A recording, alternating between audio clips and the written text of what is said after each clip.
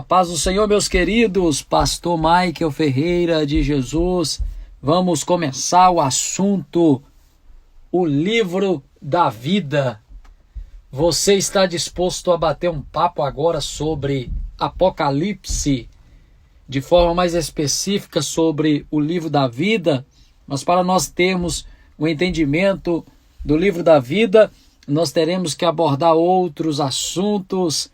O capítulo 5 do livro do Apocalipse é um capítulo riquíssimo de detalhes. Vamos para esta jornada maravilhosa. Imagine um passeio num parque de diversões. Aqui nos Estados Unidos tem o Six Flags, tem o Water Country, tem o Cannabis Lake e outros parques, como todos os parques da Disney. Imagine você agora em um passeio em um parque de diversões. Aquele parque maravilhoso. Um parque com pipocas no ar, pessoas correndo, andando, rindo por toda parte. Na fila da montanha-russa, você já se sente: ai meu Deus, o que vai acontecer comigo? Me ajuda, não me deixe morrer. Aquele frio na barriga, sabe? A adrenalina enche o seu corpo à medida que o carrinho começa a andar, a irromper, descida abaixo. Você já sentiu assim, não já? Uma mistura de medo, diversão, toma conta de você. Você sente as pernas bambas, se é que as sentem. Sorrindo, satisfeito com a brincadeira. Hora do cachorro quente, do sorvete, do chocolate. Aí melhorou um pouco, né? A novidade é o cinema 4D, imagens, sons cheios de sensações, o fazem sentir como se estivesse de fato na cena do filme. Depois de um dia inteiro no parque, você está completamente exausto, é a realidade. Foram experiências sensoriais demais para o seu corpo processar. Cada uma delas absolutamente inesquecíveis. Como é bom o verão. O apóstolo João, trazendo para o contexto bíblico, não foi ao parque de diversões, mas as experiências sensoriais que teve para escrever o livro de Apocalipse foram tão ou mais intensas do que as experimentamos quando vamos a um parque de diversões. Além das visões, ele experimentou inúmeras sensações que nos relata no decorrer do livro. Arrebatamento. Sobe aqui, João. Uma das razões do Apocalipse ser um livro tão intenso é que ele contém um relato de experiências extraordinárias, vivenciadas pelo apóstolo João e conduzidas pelo Senhor. Para revelar-lhe o final dos tempos, Deus usou inúmeros estímulos. E o versículo 1 do capítulo 5 começa dizendo: vi na destra daquele que estava sentado sobre o trono um livro escrito por dentro e por fora. Vamos para essa viagem dentro da revelação da palavra de Deus? Quando nós olhamos para tudo isso, nós podemos ver na história entre o ano 81 e 96 depois de Cristo, o período em que João ele foi exilado na ilha chamada Patmos. João ele foi exilado durante o reinado do Império Romano e o imperador da época era Domiciano. A opinião mais provável é que o livro foi escrito entre 92 e 96, talvez no ano 90 5. Na época em que o imperador se intitulava um deus e exigia a adoração, e aquele que não o adorasse teria as suas consequências, João foi exilado na ilha de Patmos. O versículo 9 do capítulo 1 do livro do Apocalipse nos diz: estive na ilha que se chama Patmos, por causa da palavra de Deus e por causa do testemunho de Jesus. Patmos hoje, Patno, é uma ilha deserta e rochosa, a cerca de 35 quilômetros de Éfeso, da cidade de Éfeso. Tem aproximadamente 12 quilômetros de comprimento, cerca de 5 de largura na sua maior largura. Patmos assemelha-se à cabeça de um cavalo. João estava na ilha de Patmos. O porquê que ele estava lá?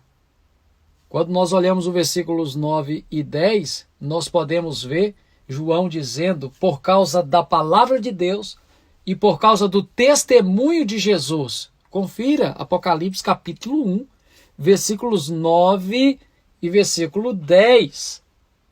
Ele foi arrebatado pelo Espírito no dia do Senhor e ouviu por detrás dele uma grande voz como de trombeta. João, vosso irmão, olha que maneira que ele apresenta.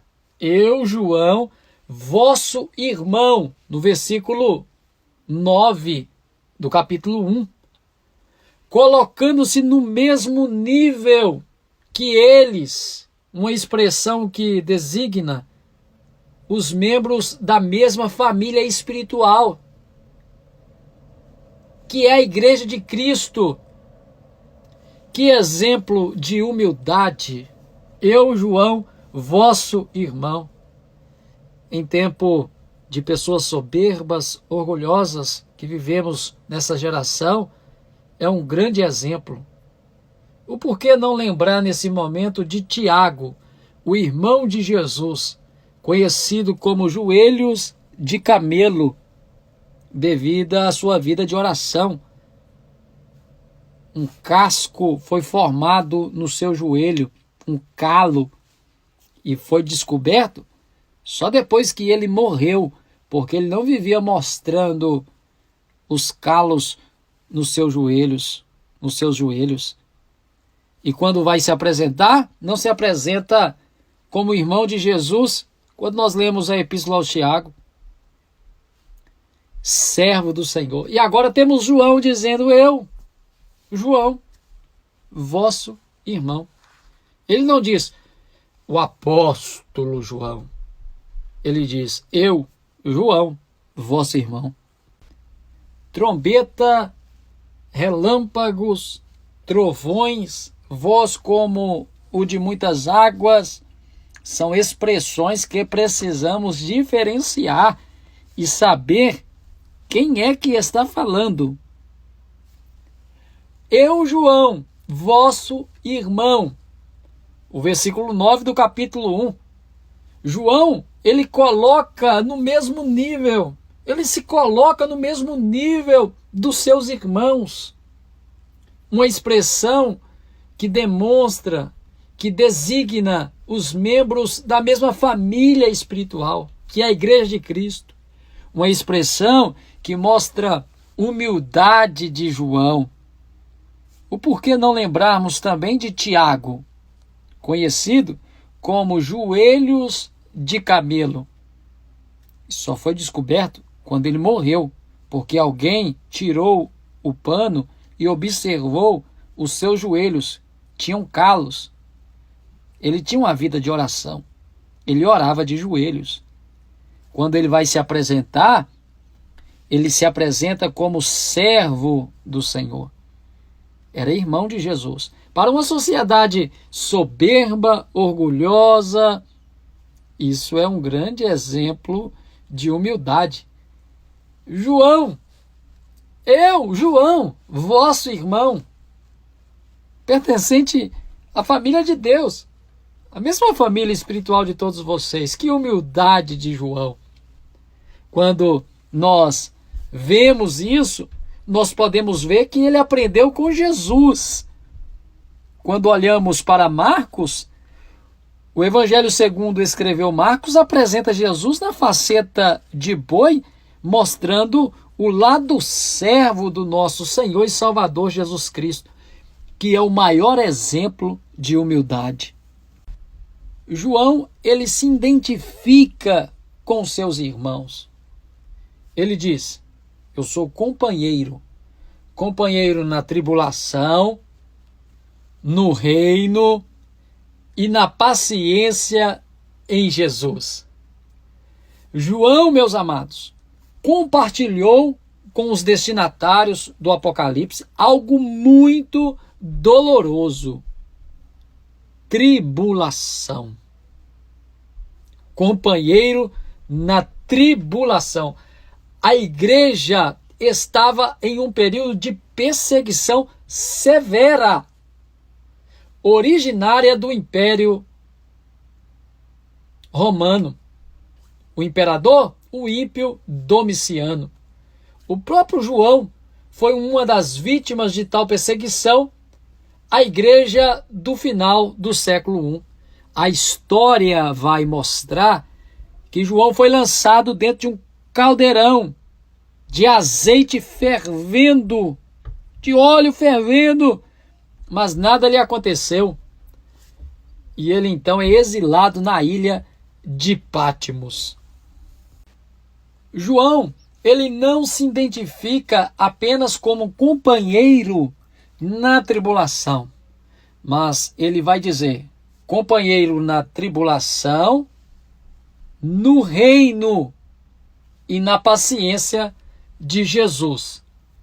No reino, a igreja é participante do reino. No espiritual, a igreja está assentada com Cristo nas regiões celestiais. Ainda não é participante de forma literal, porque Jesus Cristo, ele tomou posse no espiritual. Mas chegará o tempo em que isso irá acontecer de forma literal, no mundo físico. Estou me referindo à dispensação da plenitude dos tempos. Estou me referindo ao milênio. Observe, Adão, ele recebeu o domínio, o governo sobre os reinos do mundo, mas ao pecar, representando Adão toda a humanidade, ele passou o direito de governar, de dominar sobre os reinos do mundo para o diabo. Quando nós olhamos para Mateus capítulo 4, por exemplo, o diabo não estava mentindo quando disse para Jesus: se prostrardes, me adorardes, te darei todos os reinos deste mundo. Jesus, o nosso parente remidor, ele tomou posse no espiritual dos reinos do mundo, mas irá tomar literal, e isso ocorrerá na batalha do Armagedon. Batalha esta que acontecerá após a grande tribulação. A segunda vinda de Jesus ocorrerá no final das 70 semanas de Daniel, ou seja, a última semana que falta, que é o período da grande tribulação. O arrebatamento ocorrerá antes da última semana. Jesus Cristo, como o parente remidor, quando você lê o livro de Levítico, capítulo 25, você vai observar que o parente remidor, quando ele pagava o preço do resgate, o posseiro deveria entregar a propriedade. Mas isso não aconteceu. O diabo não entregou. O diabo, como posseiro, Jesus, o parente remidor, pagou o preço e o diabo não devolveu. Quando o posseiro, que até então estava legal, não entregava a posse que foi paga o preço do resgate, ele se tornava o posseiro ilegal. É a situação do diabo no momento. Ele é o príncipe deste mundo. Os reinos do mundo estão de posse dele, mas de forma ilegal, porque Jesus Cristo, o nosso parente remidor, pagou o preço desse resgate.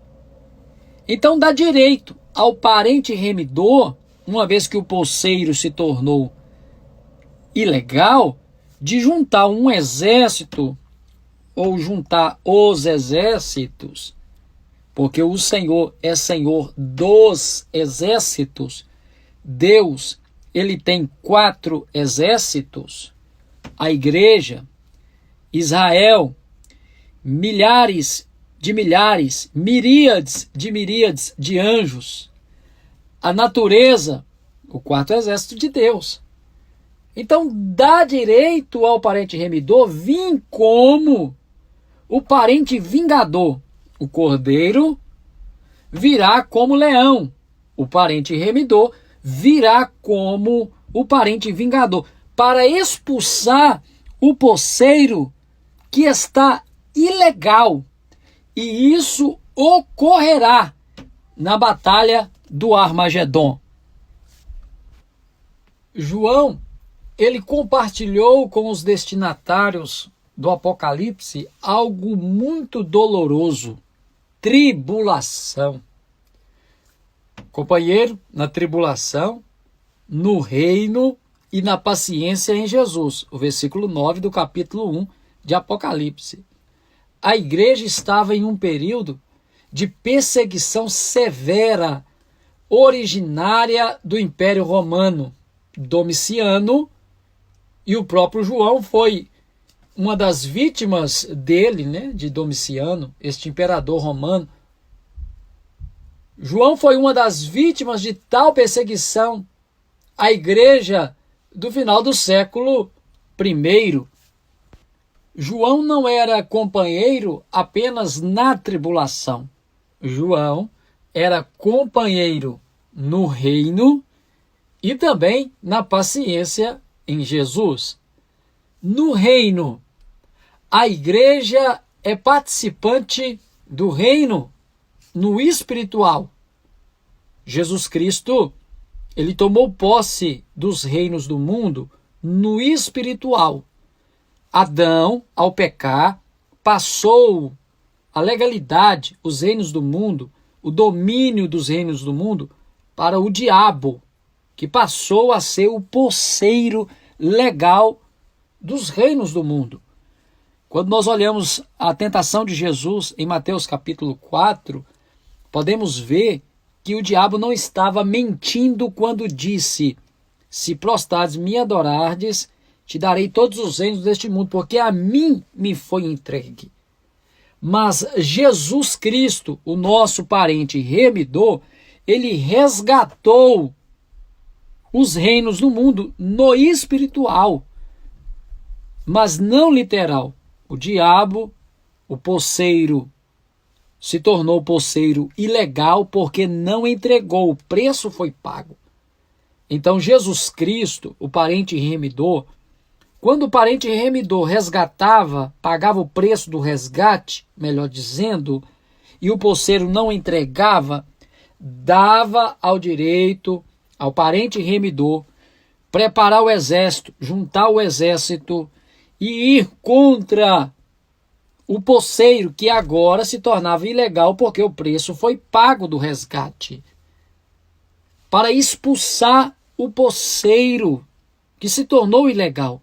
E isso irá acontecer na batalha do Armagedon, que ocorrerá depois da grande tribulação, depois da última semana das 70 semanas de Daniel. Última semana essa que iniciará após o arrebatamento da igreja. A batalha do Armagedon a segunda vinda de Cristo, ocorrerá após a última semana. O arrebatamento é antes. O arrebatamento antecede a última semana das 70 semanas de Daniel.